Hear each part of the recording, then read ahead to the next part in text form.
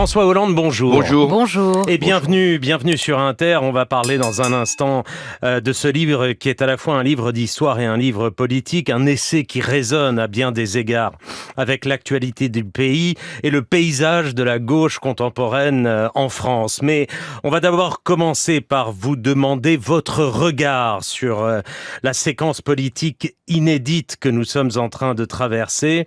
Jeudi, après 51 jours, Emmanuel Macron a donc arrêté son choix sur un Premier ministre, Michel Barnier, issu de la droite LR. Comment avez-vous reçu ce choix, François Hollande ? Michel Barnier à Matignon, c'est la bonne personne au bon endroit ? J'ai considéré que le processus qui avait été engagé par Emmanuel Macron en procédant à la dissolution de l'Assemblée nationale aboutissait à ce que l'extrême droite revienne par la fenêtre alors que elle avait été écartée par la porte, celle que les électeurs lui avaient ouverte, même si je ne nie pas qu'il y a plus de 30% de Françaises et de Français qui ont voté pour l'extrême droite. Mais ce qui avait été en cause, c'était le Front républicain. Et là aussi, il y a eu une montée de refus de l'extrême droite qui aujourd'hui se trouve arrêté, contrarié et finalement débouté, puisque nous avons un gouvernement. C'est pas la personne de Michel Barnier qui est en cause. Je le connais, j'ai de l'estime pour ce qu'il a pu faire au niveau européen et même au niveau national quand il a eu des responsabilités. Mais là, c'est un gouvernement qui est non seulement de droite, nous verrons sa composition, mais qui ne tient pour sa vie au bon vouloir, elle l'a répété encore hier, Madame Le Pen, de l'extrême droite. Donc pour vous, c'est Marine Le Pen. Pour vous, c'est Marine Le Pen qui a gagné cette séquence. C'est elle qui tire les ficelles. Ah mais c'est Marine Le Pen qui a donné finalement quitus pour la nomination de Monsieur Barnier.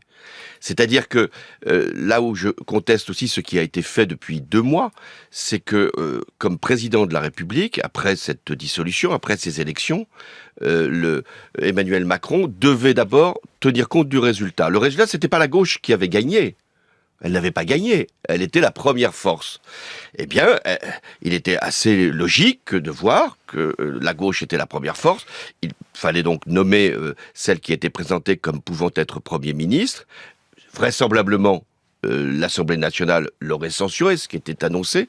Et ensuite, il convenait de nommer un Premier ministre qui puisse avoir une majorité, en tout cas, qui évite d'avoir une majorité de refus. C'est pas ce qui a été fait.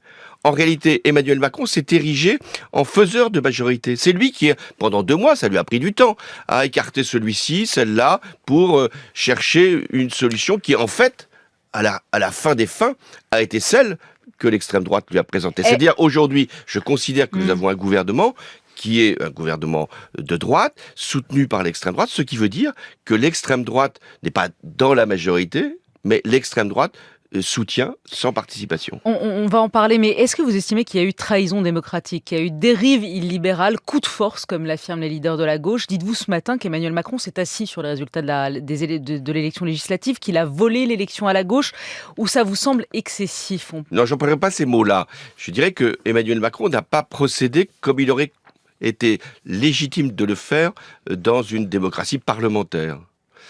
C'est-à-dire qu'il avait, non pas à être obligé de nommer Madame Castet, mais il devait au moins, pour écarter cette solution, en saisir l'Assemblée nationale. Ce n'était pas à lui de faire, j'allais dire, les conciliabules avec les autres partis pour écarter cette solution. Je pense que cette solution n'aurait pas tenu, puisque c'était la position qu'avaient tous les autres partis de ne pas laisser la gauche gouverner. Et la gauche n'avait pas la majorité pour gouverner. Il faut quand même rappeler ce fait-là. C'est-à-dire que la gauche, il lui manquait 90. Donc c'était juste pour respecter les institutions que vous auriez souhaité qu'il nomme Lucie Castet, alors que vous nous dites vous-même à ce micro qu'elle aurait été censurée 2 jours ou 1 semaine après.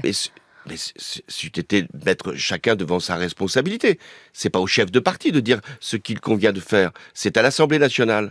Et ensuite, si elle avait été censurée, peut-être n'aurait-elle pas été censurée, mais à ce moment-là, il eût fallu qu'elle fasse un renoncement à une grande partie de son programme, ce qu'elle n'était pas prête à faire, ainsi que les partis qui la François soutenaient. Hollande, au sein du PS, des voix se font entendre pour critiquer la position du parti. Par l'intransigeance des leaders du NFP, on se retrouve avec 100% de rien, a déploré le maire socialiste de Saint-Ouen, Karim Bouamrane. Quant à Anne Hidalgo, elle estime que le PS a empêché la nomination de Bernard Cazeneuve et qu'il est responsable, le PS, de la nomination de ce Premier ministre de droite. Vous êtes d'accord avec eux ? Le seul responsable, ou le responsable principal, même si ça n'exonère pas la direction du Parti socialiste, c'est Emmanuel Macron. Quand je l'ai rencontré lundi parce que vous dernier, l'avez rencontré il y a une semaine. je lui ai dit que dès lors qu'il n'avait pas procédé comme il le convenait, il fallait maintenant qu'il prenne ses responsabilités et nommer une personnalité politique. Et il y avait deux personnalités politiques qui étaient à ce moment-là dans le débat. Xavier Bertrand et Bernard Cazeneuve. J'ai dit, voilà, vous êtes président, vous devez choisir l'un ou l'autre, et ça sera à cette personne, celle que vous aurez désignée, de faire sa majorité.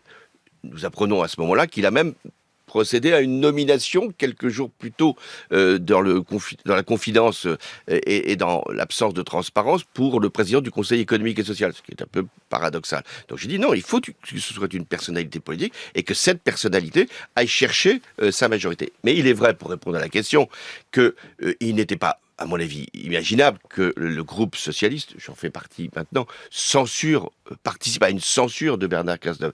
Il n'était pas non plus imaginable que le groupe socialiste ou que le Parti socialiste participe à un gouvernement de coalition avec la droite. Mais le principe de non-censure d'un homme qui a été Votre Premier ministre, qui a été ministre, qui est un homme estimable, qui est un homme qui a des références, qui a des convictions, il était évident qu'il ne pouvait pas être censuré par le groupe socialiste. Et je l'ai dit à Emmanuel Macron. Je lui ai dit, vous n'aurez sans doute pas une position aussi catégorique de la part du Parti socialiste, mais c'est évident qu'il ne sera pas censuré par les socialistes. Donc pour vous, l'hypothèse Cazeneuve qui a échoué, c'est dû à Emmanuel Macron qui ne voulait pas fondamentalement nommer Bernard Cazeneuve, ou c'est dû au Parti socialiste qui aurait bloqué les choses? Je pense ou les deux. que Emmanuel Macron ne voulait pas, en tout cas c'était pour lui la dernière des hypothèses, nommer Bernard Cazeneuve, mais que la direction, je dis bien la direction du Parti socialiste, lui a donné le prétexte pour justement ne pas le nommer. Pourquoi vous n'avez pas soutenu publiquement cet été l'hypothèse Cazeneuve? Vous avez soutenu l'hypothèse Castet, mais pas l'hypothèse Cazeneuve. J'ai soutenu l'hypothèse Castet parce qu'elle devait être, selon ce que j'estimais le rôle du président de la République, nommée, et qu'elle fasse à ce moment-là la preuve qu'elle pouvait tenir. Elle n'aurait, à mon avis, pas tenu, mais c'était la bonne démarche. Mais vous auriez pu cet été dire Bernard Cazeneuve est la bonne Cazeneuve, non? Est-ce que j'avais besoin de dire que Bernard Cazeneuve, mon ami, avait mon soutien? C'était évident. Il avait mon soutien à certaines conditions. Les conditions qui pouvaient être posées, et qui l'ont été par le Parti socialiste, par le groupe socialiste. Conditions qu'il respecte son gouvernement, s'il était nommé, les grandes lignes, ou en tout cas les directions qu'avait fixées le programme du nouveau Front populaire.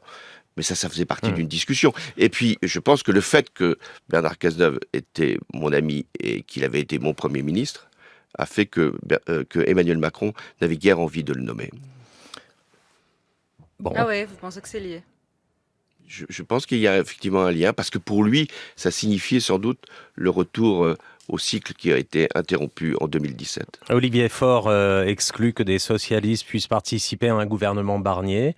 Il a raison, vous êtes sur la même ligne. Je pense que quand c'est un gouvernement, au-delà de la personne de Michel Barnier, quand c'est un gouvernement qui va être de droite, sur une politique de droite, et qui va être un gouvernement soutenu par l'extrême droite, dont j'ai dit d'ailleurs qu'il n'aura de durée de vie que tant que l'extrême droite la lui donnera. Eh bien, comment voulez-vous que des socialistes ou des femmes ou des hommes de gauche participent à une telle équipe? Mais faut-il encore que l'on réfléchisse à la suite? Qu'est-ce qui se passera si, éventuellement, ce gouvernement ne tient pas? Mais s'il y a une motion de censure, il devrait y avoir une motion de censure déposée par la gauche. Vous la voterez, François Hollande? Oui. Comment accepter que les Français qui ont voulu écarter l'extrême droite, qui voulaient qu'il y ait du changement, qui voulaient qu'il y ait une amélioration de leur pouvoir d'achat, une révision de la réforme des retraites, qu'il puisse y avoir une meilleure pratique des institutions, qu'il n'y ait pas de continuité avec Emmanuel Macron, comment voulez-vous que l'on puisse donner notre accord à Vous voterez un tel la gouvernement? censure. Le livre. Voilà le livre, parce que toutes ces questions évidemment ont un lien avec votre livre où vous interrogez la relation compliquée entre la gauche et le pouvoir. Comment la gauche, qui est née dans une perspective révolutionnaire, peut-elle accéder au pouvoir? Comment peut-elle l'exercer? Vous expliquez que le pouvoir attire la gauche autant qu'il l'effraie, que la gauche est toujours tiraillée entre réformisme et révolution. On en est toujours là depuis l'affaire Dreyfus. Il y a toujours eu deux gauches. C'est ça que j'essaye de tracer dans ce récit historique, y compris au moment même de l'affaire Dreyfus. Quand une gauche radicale considère que la vie d'un juif qui, officier, est accusé de trahison ne mérite pas le combat. Et puis une autre gauche, qui met du temps d'ailleurs, avant d'avoir cette lucidité, celle de Jaurès, qui dit non, il faut faire en sorte que nous nous battions au-delà de la question sociale pour cette question de principe, et qui autorise un socialiste à siéger dans un gouvernement, celui de Waldeck-Rousseau, et qui va permettre de sortir de l'affaire Dreyfus à peu près dignement. Et puis ensuite, il y a eu la césure communiste, socialiste, puis ensuite il y a eu d'autres fractures. Il y a toujours eu deux gauches. Pour parvenir au pouvoir, la gauche doit être unie. Elle doit accepter que ces deux gauches travaillent ensemble pour la victoire et ensuite, autant que possible, pour l'exercice de la responsabilité. Et pour parvenir à la victoire, il faut que le pôle réformiste, le pôle social-démocrate, le pôle socialiste, ça a longtemps été ainsi qu'il a été appelé, soit le plus fort. Parce que c'est lui qui va donner la crédibilité, c'est lui qui va donner aussi l'incarnation. Quand on songe Léon Blum, François Mitterrand, Lionel Jospin, moi-même, c'est ce pôle-là qui va donner et la crédibilité et l'incarnation. Sauf que c'est plus le cas là. Alors, dans le moment que nous vivons, parce que c'est vrai que votre livre remet les choses en perspective dans l'histoire et vous vous placez dans la continuité de François Mitterrand, de Lionel Jospin et donc de vous-même, puisque que la gauche réformiste, dites-vous, a absorbé la gauche radicale pour pouvoir arriver au pouvoir, là, le rapport de force, il s'est inversé, François Hollande, puisque c'est la gauche radicale qui est en tête avec, vous dites qu'il n'y a pas d'incarnation, il y en a une, ça vous plaît peut-être pas, elle s'appelle Jean-Luc Mélenchon, et il a quand même fait 22% à la dernière présidentielle. Donc la gauche radicale peut se dire non, maintenant le centre de gravité, il est chez nous, et on peut arriver au pouvoir en étant chez nous. Non, comment non, non, alors non, comment Non, je vous, pardon de vous couper, non, elle ne peut pas arriver au pouvoir. Elle peut être aux marges du pouvoir. On l'a vu encore dans ces derniers jours. Elle ne peut pas arriver au pouvoir. Parce qu'elle ne peut pas être majoritaire. Et donc, il ne s'agit pas de nier ce qu'elle représente. Il s'agit de dire, si nous voulons que la gauche gouverne, elle doit apporter des solutions qui puissent rassembler non seulement l'électorat de gauche, ces deux gauches-là, mais au-delà pour faire une majorité. Et donc le problème que vous posez est tout à fait exact, c'est-à-dire le fait que depuis 2017, ce soit le pôle radical qui ait été plus fort que le pôle réformiste, a fait que la gauche est dans l'opposition. Et si ça ne se rééquilibre pas, ça commence à se rééquilibrer. Et mon propre engagement y a été aussi pour une part. Le fait que ça se rééquilibre et puis demain s'inverse va permettre que la gauche demain puisse revenir au pouvoir. s'inverse. Vous semblez sûr que demain ça va s'inverser, que demain le rapport de force de la gauche réformiste la gauche réformiste va redevenir forte.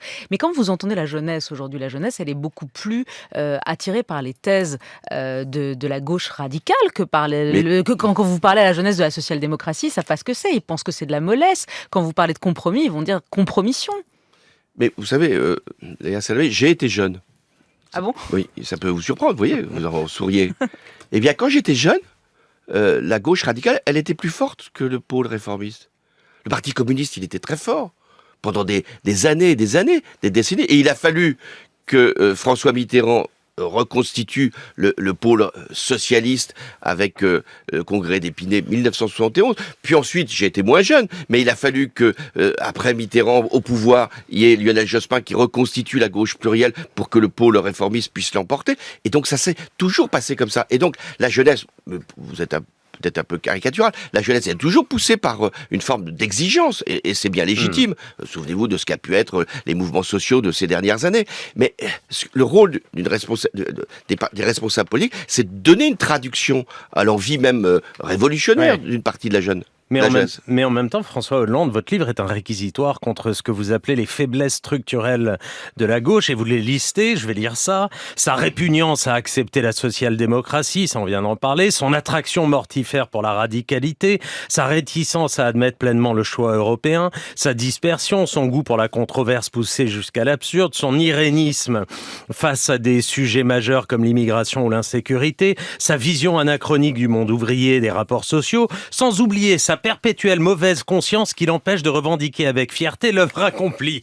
Il reste quoi alors pour finir ? Il reste la politique, et pour ça que ce livre revient sur toutes les avancées de la gauche. La France ne serait pas ce qu'elle est aujourd'hui, et sur la protection sociale, sur les rapports au travail, sur la justice fiscale, sur la laïcité, sans que la gauche ait pris le risque, parce que c'est toujours un risque, de participer et d'exercer le pouvoir. C'est parce que la gauche revendiquer le pouvoir, c'est parce qu'elle sait, après beaucoup d'hésitations, Léon Blum pensait que le pouvoir c'était comme un calice, qu'il fallait absolument le boire comme si c'était une purge. Non, il a à un moment pris sa responsabilité. François Mitterrand, lui, il a été animé par la volonté de mettre la gauche au pouvoir, alors même qu'il y avait un parti communiste qui était très fort. Et vous pensez qu'aujourd'hui la gauche n'a plus envie de prendre le pouvoir ? Il faut je pense que les Français ont envie qu'il y ait des changements. Faut-il encore que la gauche soit capable de nouer ses aspirations pour les porter dans un programme majoritaire, parce que dans des élections, il faut être majoritaire. Si on est minoritaire, c'est ce qui se passe en ce moment, même s'il y a eu, je l'ai dit, un rééquilibrage au sein de la gauche et entre la gauche et la droite et l'extrême droite, eh bien, il faut à un moment être majoritaire. Il faut aller chercher les sujets, y compris les plus difficiles. Vous avez cité sécurité, immigration, la question européenne, les sujets internationaux. Il faut aller chercher à affronter la réalité, y compris dans l'opposition, pour après justifier d'exercer le pouvoir. Beaucoup de questions d'auditeurs sur le thème suivant. Alexandre, qui vous salue. Bonjour. Quel choix a laissé le PS en s'alliant aveuglément à la France insoumise ? Assurément, un socialiste aurait été Premier ministre si le couperet du NFP n'avait pas été brandi. Marie, Monsieur Hollande, pourquoi ne pas peser enfin sur ce PS pour sortir de cette alliance mortifère avec la France insoumise ? Nous sommes nombreux de la famille PS à ne pas cautionner Olivier Faure, simple supplétif de LFI. Sophie, pourquoi ne demandez-vous pas à François Hollande pourquoi le PS est inféodé à LFI ? Ils récoltent ce qu'ils ont semé. Voilà, 3 questions sur le même thème. Votre réponse, François Hollande, à nos auditeurs. C'est une question qui, là aussi, prend sa racine dans l'histoire. L'union, il faut la faire. Sans union, il n'y a pas de possibilité de victoire. L'union avec un partenaire, longtemps le Parti communiste, ça a été aussi les écologistes, mais ils ne posaient pas les mêmes problèmes. Là, aujourd'hui, LFI, l'union doit être donc un préalable, mais l'union, c'est un combat. C'est un combat.